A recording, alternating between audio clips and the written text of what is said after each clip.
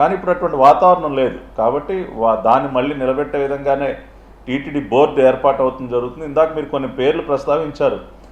వారందరికీ కూడా మీరు ప్రస్తావించినటువంటి పేర్లు అందరికీ అర్హత ఉంది. నేను మళ్ళీ ఆ పేర్లు రిపీట్ చేయదలుచుకోలేదు కానీ బట్ వారందరికీ అర్హత ఉంది.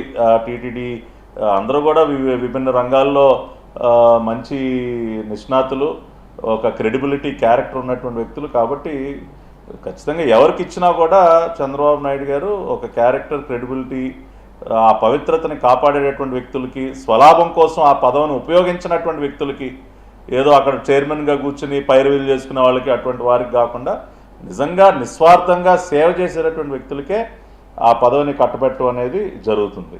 ఇక అది టీడీపీకే వస్తుందా ఆ పదవి అనేది, సరే ఇప్పుడు దానిపైన నేనేమి కామెంట్ చేయదలుచుకోలేదు. చంద్రబాబు నాయుడు గారు ఎన్డీఏ కూటమి నేతలందరూ కూడా కూర్చుని తీసుకునేటటువంటి నిర్ణయం కాబట్టి నేను ఇవాళ ఈ డిబేట్లో మాకే వస్తుందనో లేదంటే పలానా వాళ్ళకి వస్తుందనో అని నేనైతే చెప్పదలుచుకోలేదు.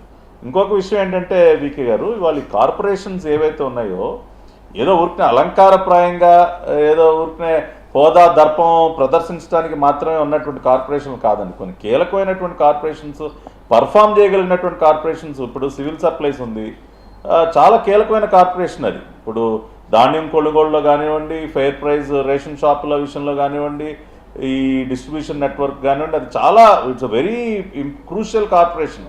కాబట్టి సమర్థుడైనటువంటి వ్యక్తి అటువంటి కార్పొరేషన్ బగ్గాలు చేపడితే మంత్రి గారితో కలిసి బ్రహ్మాండంగా పనిచేసేటటువంటి అవకాశం ఉంటుంది. అదేవిధంగా APIAC, Andhra Pradesh industrial infrastructure corporation, ఇన్వెస్ట్మెంట్స్ని తీసుకొచ్చే విషయంలో, వాళ్ళకి భూములు కేటాయించే విషయంలో కానివ్వండి, చాలా ప్రోయాక్టివ్గా పనిచేయడానికి అవకాశం ఉన్నటువంటి కార్పొరేషన్. అదేవిధంగా టూరిజం డెవలప్మెంటు, రకరకాలుగా టూరిజం ఇన్ఫ్రాస్ట్రక్చర్ క్రియేట్ చేయడానికి అవకాశం ఉన్నటువంటి కార్పొరేషను. అదేవిధంగా స్కిల్ డెవలప్మెంట్, ఇప్పుడు స్కిల్లింగ్ మీద బోల్డ్ అంత ఫోకస్ ఉంది.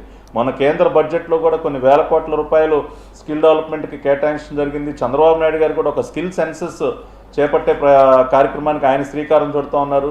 కాబట్టి ఈ కార్పొరేషన్ పదవులు అంటే ఏదో ఊరికిన అలంకారప్రాయంగా ఒక గవర్నమెంట్ కారు, ఏదో ఒక ఇద్దరిని సెక్రటరీలని గన్మెన్లు పెట్టుకుని తిరగటానికి పనికొచ్చే కార్పొరేషన్లో మనం అనుకోవటానికి వీల్లేదు. చాలా ప్రోయాక్టివ్గా ప్రజలకు మంచి సేవ చేయడానికి అవకాశం ఉన్నటువంటి కార్పొరేషన్స్ అనేకం ఉన్నాయి. కాబట్టి ఆ రకంగానే ఆ కేపబిలిటీస్, ఆ సామర్థ్యం ఉన్నటువంటి వ్యక్తులు, చంద్రబాబు నాయుడు గారు ఎవరికి పదవి ఇచ్చినా సరే వాళ్ళు ఉన్నటువంటి ఆ కేపబిలిటీస్ని కూడా చూసి వాళ్ళ ద్వారా నిజంగా ఏమి రిజల్ట్ సాధించవచ్చు అన్నది కూడా అన్ని రకాలుగా ఆలోచించి చేస్తారు. కాబట్టి ఖచ్చితంగా సమర్థులైనటువంటి వ్యక్తులనే మనం ఈ కార్పొరేషన్ చైర్మన్లుగా కూడా చూసేటటువంటి అవకాశం ఉంటుంది. తప్పనిసరిగా ఇప్పుడు మూడు పార్టీల్లో ఉన్నటువంటి అందరు నాయకుల్ని ఆ ఈక్వేషన్స్ అన్నీ కూడా బేరీజ్ వేసుకుని ఆ కార్యక్రమం అనేది జరుగుతుంది. ఫేజ్డ్ మేనర్లో నాకున్న సమాచారం మేరకు ఇందాక చెప్పాను. ఫస్ట్ ఫేజు రేపు ఆగస్టు 15 లోపలే కొంత